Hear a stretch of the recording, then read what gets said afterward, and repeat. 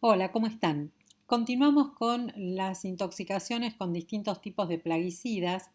Vamos a hablar ahora de los organoclorados, que son los más antiguos, así que van a haber nombres conocidos como DDT, por ejemplo.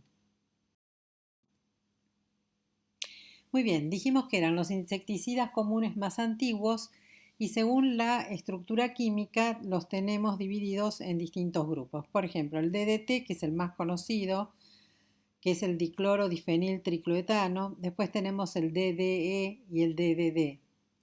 Tenemos los hexacloros ciclohexanos y sus isómeros, los ciclodienos, allí tenemos varios, los clordecona, el toxafeno, el dicofol y metoxicloro. Por supuesto que el más importante es el DDT, que fue usado masivamente durante la Segunda Guerra Mundial para combatir las enfermedades transmitidas por vectores como mosquitos y otros insectos. En general, los organoclorados son liposolubles, se disuelven también en hidrocarburos y tienen afinidad por las grasas, por lo tanto se distribuyen mejor en tejido adiposo y tejido del sistema nervioso central. El DDT se acumula un 9% en el hígado y un 1% en el sistema nervioso central, y la depuración total del cuerpo puede llevar hasta 20 años. También hay que tener en cuenta que es muy peligroso porque atraviesa placenta.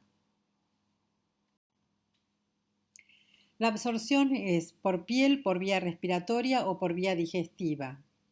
Por la vía cutánea, como es liposoluble, cuando hay una lesión o se irrita la piel al lavarse, se absorbe y produce mucho prurito. Por la vía respiratoria genera una importante broncoconstricción y por vía digestiva, que suele ser la más frecuente, produce náuseas y vómitos y en algunos casos diarrea. No se metabolizan o cuando lo hacen muy lentamente y se eliminan por la vía renal, por las heces y por la leche materna. ¿Cuál es el mecanismo de acción? El DDT, al igual que las piretrinas, que ya vamos a hablar, actúa sobre la bomba de sodio-potasio. Esto lo hace en el axón de las células nerviosas, de las neuronas. Lo que hace es que no cede el impulso nervioso. Entonces, la membrana queda, la membrana neuronal, en un estado permanente de excitación. Los demás actúan de la misma manera. Sin embargo, tenemos algunos, los ciclodienos, el toxafeno, el hexacloro, que impiden la entrada del cloro en la neurona y generan episodios de convulsión. Así que recuerden que DDT tiene mucha acción sobre lo que es sistema nervioso central y sistema nervioso periférico a nivel de los axones. Por supuesto que la vía de ingreso es lo que va a determinar la clínica del paciente y hay que absorber cantidades muy importantes, muy grandes, para que se produzcan efectos tóxicos que tengan una clínica bastante llamativa, es decir, un cuadro bastante florido. Una vez que se absorbe por cualquier vía, se distribuye en todo el organismo por vía sanguínea y lo que va a producir son principalmente fasciculaciones en la cara, en el rostro. También vamos a encontrar alteraciones de la marcha, malestar general, fatiga, náuseas, temblores en los párpados, en la cabeza y en el cuello. Si la cantidad ingerida es importante, van a aparecer entonces las parestesias y luego contracciones que pueden transformarse en convulsiones tónicas y finalmente puede llegar al coma. Todo depende de la severidad del cuadro. En los casos de intoxicación crónica, lo que vamos a encontrar es daño hepatorrenal.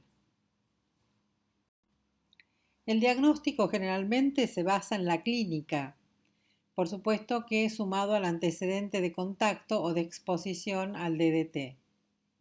El diagnóstico de certeza lo podemos hacer cuantificando el órgano clorado en orina. ¿Qué tipos de tratamiento podemos ofrecerle al paciente? Muy bien, vamos a tener medidas generales antes de las 2 horas post ingesta que pueden ser vómito provocado, lavado gástrico, hay que intubarlos y luego usar la sonda nasogástrica, se puede usar carbón activado o bien purgantes salinos. Cuando pasaron más de 2 horas, lo que se suele dar es la colestiramina y una dieta hipograsa. Colestiramina vamos a administrar 250 miligramos cada 3 horas durante 3 días. Esto hace que impide la absorción del clorado que se elimina por materia fecal. La dieta hipograsa es precisamente para no favorecer la absorción, dada la afinidad que tienen estos plaguicidas con las grasas. Si hay convulsiones, podemos dar el Valium, diazepam 10 miligramos endovenoso, máximo 50 miligramos. La intoxicación no deja secuelas, pero sí hay que hacer control hepatorrenal, principalmente en los pacientes con exposición crónica, y también se le puede pedir al paciente que adelgace para aumentar la eliminación. Recuerden que se acumula en tejido adiposo. Entonces, una pérdida de peso rápida puede producir un cuadro de reagudización por liberación de lo almacenado en estos tejidos. La pérdida de peso debe ser progresiva y lenta. Como el solvente es un hidrocarburo, también son tóxicos para el miocardio. Recuerden que los hidrocarburos sensibilizan el miocardio a las catecolaminas y puede llegar a presentar falla de bomba o falla cardíaca. En el caso de pacientes que lo han aspirado, que por vía inhalatoria produce broncoespasmo, y lo que vamos a utilizar son los corticoides. Y están contraindicados específicamente el salbutamol y la teofilina. Muchas gracias. Nos vemos en el siguiente video.